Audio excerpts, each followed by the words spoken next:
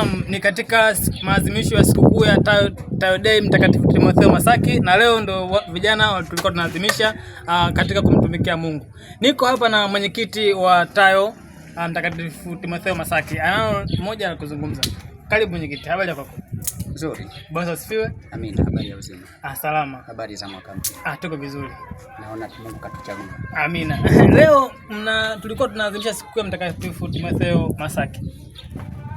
Vipi maandalizi yenu, kama mlivyokuwa mmejiandaa? Labda mlitumia muda mwingi kujiandaa au mmetumia vitu vingine katika kuandaa, labda mabango na stika?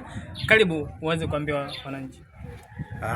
Hapana, hatujatumia nguvu kubwa sana, bali tu ni uelewa wa vijana, nao wenyewe huwa wamekuwa ni waelewa tu, hawana shida. Kifupi ni kwamba vijana tu wakiguswa kwa mwito wa sauti, hasa kama za watumishi, kama mtumishi aliyetoka mshauri, kwa kweli huwa wanaitikia na wanasikia. Kwa hiyo hatukutumia nguvu kubwa, hatukutumia muda mrefu. Amina. Naam, mwitikio wa vijana kama mlivyowatangazia au kama sikukuu mlivyokuwa mmeandaa, umeonaje mwitikio wa vijana katika kushiriki sikukuu ya mtaa leo? Ni mwanzo mzuri sana, kwa sababu kwa siku ya kwanza hii, lakini mwitikio ni mkubwa mno.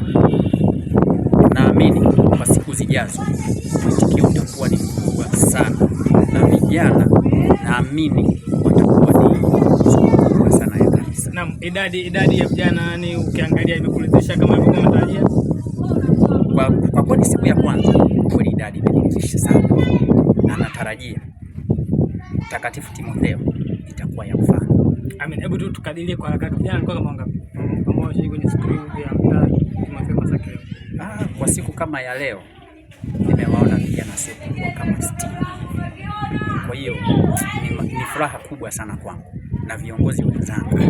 Tumefurahi sana kuona vijana 60 wanachukua bahasha kuadhimisha sikukuu yao, wanaweka fedha, wanatoa sadaka kwa ajili ya sikukuu yao, wanachukua fomu, wanajaza kwa sababu ya kujiunga na Tayo. Naamini Tayo itakuwa kubwa sana.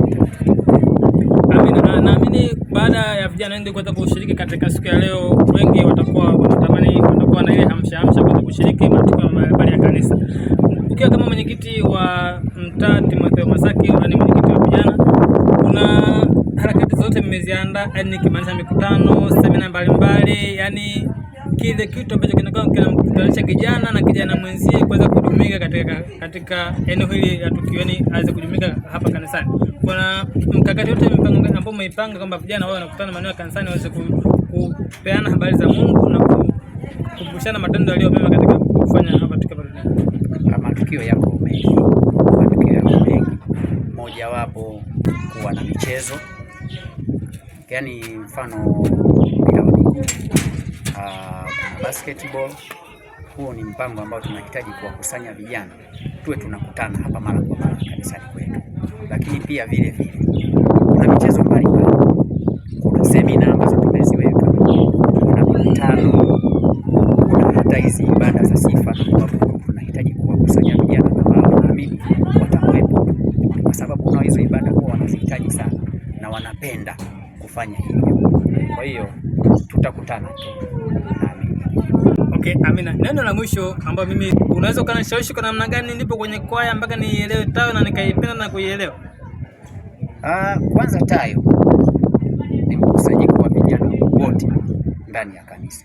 Haijalishi wewe unaimba kwaya, haijalishi hauimbi kwaya, ila wewe bora ni kijana kuanzia miaka ile ambayo hata mtumishi wa Mungu hapa Chiombe alikuwa anaisema, kuanzia miaka 12 mpaka miaka 45, wewe ni kijana.